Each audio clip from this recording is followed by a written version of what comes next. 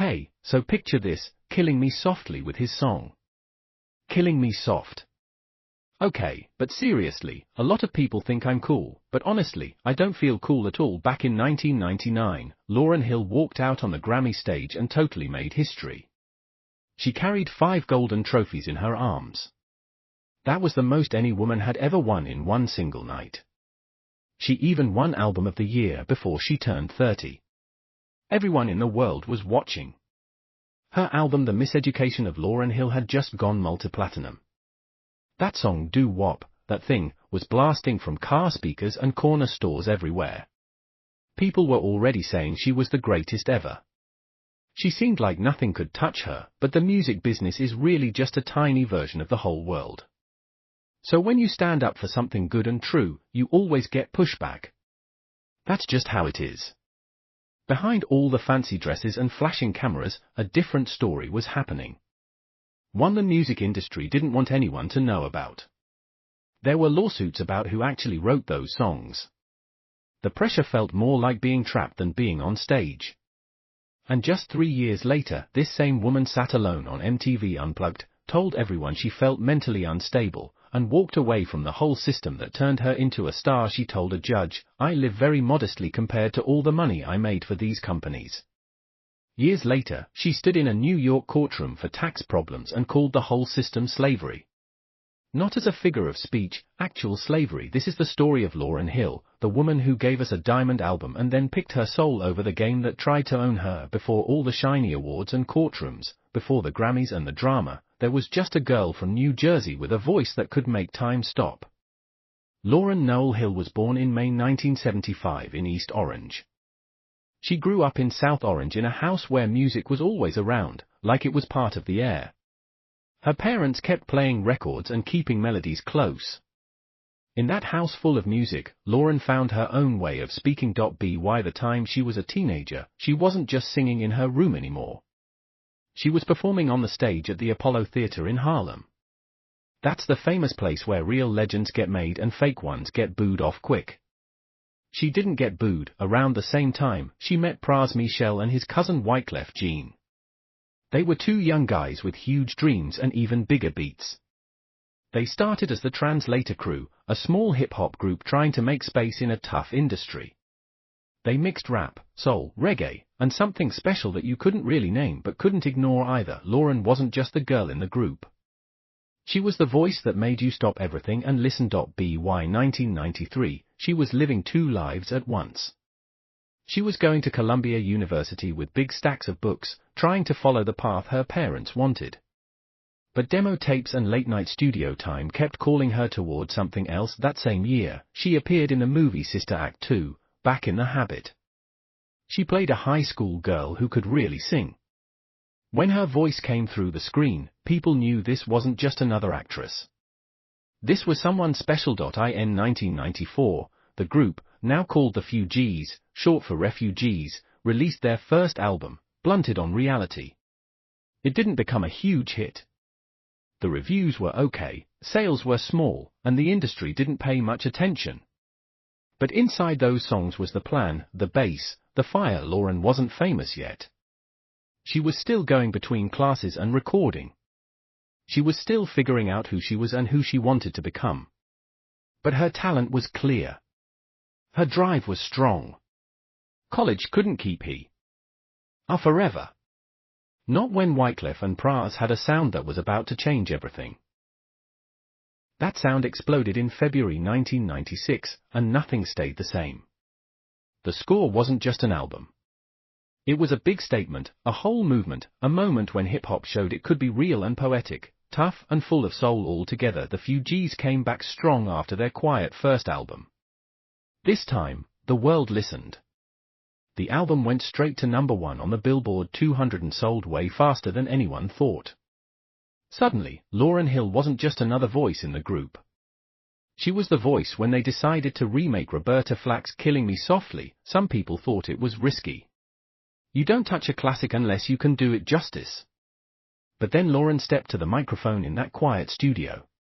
When her voice came over those new chords, it wasn't a cover anymore. It was like bringing the song back to life. That song became huge everywhere, playing on radio from New York to Nairobi. It proved what people were starting to see: Lauryn could sing better than most singers and rap better than most rappers, sometimes in the same line. By 1997, the Fugees were everywhere. Sold-out shows, magazine covers, videos playing all the time. The score went multi-platinum and became one of the biggest hip-hop albums ever. At the Grammys, it won Best Rap Album. The group was on top, touring non-stop, and Lauryn was the clear star, the one cameras followed, the one everyone wanted to interview. But behind the bright lights and tour buses, things were getting tense. Wyclef and Lauryn's relationship, both creative and personal, was breaking under all the fame and secrets. Around then, Rohan Marley, son of Bob Marley, came into her life, and the group dynamic changed again. Success makes everything bigger. The love, the egos, the problems. The schedule was crazy. City after city, show after show, same questions in every interview, same pressure all the time. Lauryn was carrying the group. But she was also carrying something bigger inside her, a dream for what she wanted next. She wanted to step out on her own, use her own name, make her own sound, tell her own story. She was the star now, and the world wanted more from her. What they didn't know was that Lauryn was already planning something huge that no one expected. What she was planning was basically a revolution. Between 1997 and 1998, while the Fugees were still super hot, Lauryn disappeared into a small attic studio in Newark with a group of musicians called New Ark. The place wasn't fancy. Wires all over the old carpet, a little heater running, used instruments against the walls. But inside that room, something really special was happening. Lauryn had a clear vision, a sound she could hear in her mind that wasn't on anyone else's records. She mixed hip-hop's edge, soul's feeling, reggae's rhythm, and R&B's heart. All of it wrapped around words about heartbreak, being a mom, faith, and respecting yourself. When she played early versions for the people at Columbia Records, they didn't like it. They called it coffee table music. Too soft, too deep, not catchy enough for the girl who just sold millions with the Fugees. But Lauryn didn't back down. She believed in what she was making. She trusted the musicians with her. She trusted that people were ready for something realer than what radio was giving them. On August 25, 1998, The Miseducation of Lauryn Hill came out and went straight to #1 on the Billboard 200. The first single, Doo-Wop, That Thing, became a classic right away. It mixed old-school doo-wop with a strong message about respect, self-worth, and the games people play. The album wasn't just songs. It was a statement. It talked about love without being cheesy, about faith without being pushy, about being a black woman without saying sorry. Critics said it changed everything. Later, people studied it as an important black feminist work that taught a whole generation. And regular people? They played it until their CDs got scratched up. The sales numbers were huge, multi-platinum, topping charts everywhere you looked. But the pictures showed something else. Lauryn on magazine covers. Lauryn in videos. Lauryn doing interview after interview, trying to explain how she made something so personal feel so big for everyone. The pressure to make another hit, to prove it wasn't luck, to do it all again, that started the second the album hit its peak. Then came February 24, 1999. Grammy night. Lauryn Hill stood on that stage and made history. She walked away with 5 Grammys: Album of the Year, Best New Artist, Best R&B Album, Best Female R&B Vocal Performance, Best R&B Song. The most any woman had won in one night up to then. Backstage, cameras flashed, reporters yelled questions, and she held those 5 heavy trophies full of hope and pressure. The industry had just crowned her untouchable, but even with all the clapping, trouble was already starting. Just a few months earlier, in November 1998, the Newark musicians filed a big 50-page lawsuit in federal court. They said they deserved songwriting and production credit on 13 of the album's 14 tracks. They said they'd been promised credit and money, that promises were broken, that the genius everyone was praising wasn't just hers. The case went on for a long time. It made people question the story and who really owned the masterpiece. She had given the world something amazing. But behind the scenes, a fight was going on about who really created it. That fight wasn't on stage or in the studio. It was in meeting rooms with lawyers, contracts, and the cold side of the music business. The New Ark lawsuit hurt because it attacked what everyone thought about Lauryn, that she was a one-of-a-kind genius who made miseducation almost completely by herself. But Veda Nobles, Rasheem Pugh, Tejamold Newt, and Johari Newton, the musicians who spent those long nights in the attic, told a different story. They said they wrote main melodies and chords for big songs, that they helped shape the whole feel of the album, and that Lauryn promised them credit and money but didn't follow through. The lawsuit named 13 out of 14 tracks. It wasn't asking for a small note.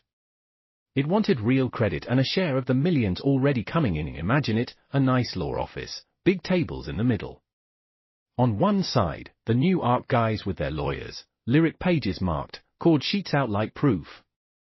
On the other side, Lauryn and her lawyers, plus Columbia Records people whose job was to protect the image, the story, the moneymaker they put money into. The room felt heavy and hard to breathe in. This wasn't just about who gets what percentage.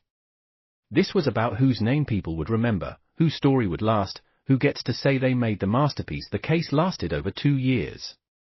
The longer it went, the more the perfect story started to break. People online and in the music world started asking, did she really do it all? How much was teamwork? How much was pure genius? The questions didn't change what Miseducation was, a game-changing, culture-shifting album. But they made the fairy tale of the solo star harder to believe. In February 2001, they settled out of court. Nobody said the exact terms, but people close to it said it was around $5 million. That's a lot of money. It meant the label and Lauryn's side decided paying was better than letting a jury decide who deserved credit for songs that were already classics. The New Ark musicians got paid, but they never got their names famous like Lauryn's. And Lauryn never talked about the details in public. But years later, when she spoke about people interfering, taking advantage, trying to claim her work, you could hear how much it hurt her. To her, this wasn't fair. It was people trying to destroy what she created, trying to take credit for a vision only she could bring to life. The money was paid, but the hurt stayed. And Lauryn was already planning to leave in a way the industry would never forget. That leaving happened on July 21, 2001, in a small MTV studio in Times Square. It was nothing like anything people had seen before. No band, no dancers, no big production or practice lines. Just Lauryn sitting on a wooden stool with an acoustic guitar. Her hair wrapped, no makeup, a small crowd close enough to see how tired she looked. This wasn't the superstar who filled arenas 2 years earlier. This was something real, broken, honest, more than the cameras expected. She played simple versions of songs everyone knew, but changed so much they sounded almost new. Her voice broke on notes she used to hit easy. The guitar strings made little noises under her fingers. Then between songs, she started talking, and not short, perfect answers like a trained celebrity. Long, honest talks about pressure, about falling apart, about trying to keep her soul in a business that wanted to sell it. At one point, she looked right at the camera and said she had been crazy and deranged, that she was mentally unstable, that the person everyone knew was broken by everything she carried. The people watching didn't know what to do. Some moved around uncomfortably. Others watched closely, seeing an icon take herself apart right there. This wasn't a show. It was like setting something free inside her. When MTV Unplugged No. 2.0 came out in May 2002, it started at number 3 on the Billboard 200 with about 122,000 copies sold in the first week. That showed people were still interested, still following her wherever she went. The album eventually went platinum. But the reviews were really hard. Critics called it too self-focused, messy. Like an artist who lost her way. Radio didn't know what to do with songs that went 6 or 7 minutes, half singing and half talking like a message. Fans who loved the perfect sound of Miseducation felt let down, confused, like she broke something beautiful on purpose. But Lauryn wasn't trying to give people what they wanted anymore. She was trying to stay alive inside. Years later, people looked back at MTV Unplugged No. 2.0 differently. Critics called it raw, smart, ahead of its time, a record of an artist saying no to the pop machine and choosing real feelings over perfect looks, even when it cost her everything. They saw it as fighting back, refusing to play along. A woman saying, "I'd rather let you see me break than pretend and smile for your cameras." But in 2002, people didn't give that kind of understanding yet. Back then, all they saw was someone crashing, the cameras turned off. The reviews were mean. And Lauryn Hill, the woman who sold tens of millions, walked off that stage and went quiet. That quiet time lasted years, but it wasn't nothing. It was full of things the world couldn't see. Lauryn stepped away from the big spotlight, away from stages, cameras, and the business that made her famous. She was raising her 6 kids, most of them with Rohan Marley, trying to make a normal life that wasn't about albums, tours, and bosses asking for the next song. To everyone else, it looked like she vanished, like she wasted her talent or lost it. But Lauryn saw it another way. She said she left the public life to protect things more important than awards, her family's safety, her honesty, her soul. In June 2012, she spoke up again with a long post online. It felt more like a personal letter than a press statement. She called the music industry very harmful. She said certain good things were only offered if she gave up her free mind, her free soul, her health. She talked about fighting hard for her wholeness, using everything she had to keep herself and her kids safe until she could make money outside what she called unfair systems. It didn't sound like someone who quit success. It sounded like someone who escaped something bad, but the government didn't care about her reasons. That same month, Lauryn pleaded guilty to 3 counts of not filing federal tax returns for 2005 through 2007 on about $1.8 million in income.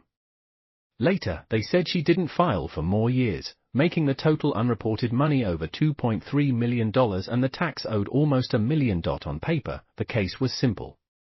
She made the money. She didn't file. She broke the law. But when Lauryn stood in that New York courtroom on May 6, 2013, for her sentence, she didn't just say sorry. She told a bigger story. She talked about being put into an economic system she didn't really understand. She said as a descendant of slaves, she sold tens of millions of records and still ended up struggling to pay what the government wanted. She compared the whole thing, the contracts, the way money gets taken back, the way cash goes everywhere, but to the artist, to slavery. Not as a comparison, but as something real she lived. The judge didn't agree.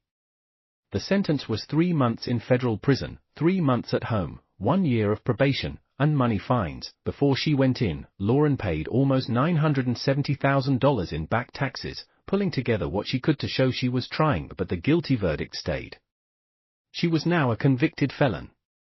Her name went on lists of celebrities who didn't pay taxes. Her story got turned into a warning about not paying what you owe. From July through October 2013, Lauryn stayed in a federal prison, away from her kids, her music, the world that once said she was unstoppable. When she got out 3 months later, she was free on paper. But the probation rules followed her. The conviction followed her. And everyone kept asking, why didn't she just pay her taxes? They missed what she was really saying all along. She left prison. But the real trap, the one she talked about, was still there waiting. That trap was the idea that she had to come back as the same person from before. By 2010, Lauryn started performing again. Not with crazy busy schedules like her big years, but at special shows, often for miseducation anniversaries. The album that never really went away. Fans who grew up with those songs filled up theaters and arenas. They wanted to see the woman who gave music to their teenage years. They hoped maybe this time she'd give them the old feeling. But Lauryn in 2010, 2016, and 2023 wasn't the same as 1999 Lauryn. She'd show up to shows hours late. Not a little late, really late. The kind that turns happy crowds into mad ones. In May 2016, at a concert in Atlanta, people waited and waited. The show time passed. Then an hour. Then 2. Phones lit up as people complained online, took pictures of the empty stage, wrote sarcastic things. When Lauryn finally came out, curfew was close, and she only got about 40 minutes before they cut the sound. The anger came fast.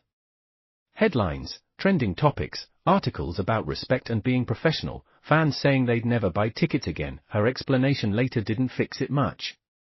She talked about energy needing to feel right, about not having an easy switch for her creativity, about how hard it is to follow strict times when her process is spiritual and natural. To some, it sounded like excuses. To others, it proved she was still fighting any system that tried to control her, even if that system was now the fans who loved her. It happened again and again. Anniversary tours for Miseducation's 25th year, sometimes with the Fugees as guests, brought big crowds and big complaints when she came late, changed songs completely, or ended early. The legend and the letdown were stuck together, two parts of the same complicated person. Then in October 2024 came another lawsuit. This time from Pras, her old Fugees brother. He said she handled tour money wrong and took money that should have been shared. Lauryn answered publicly.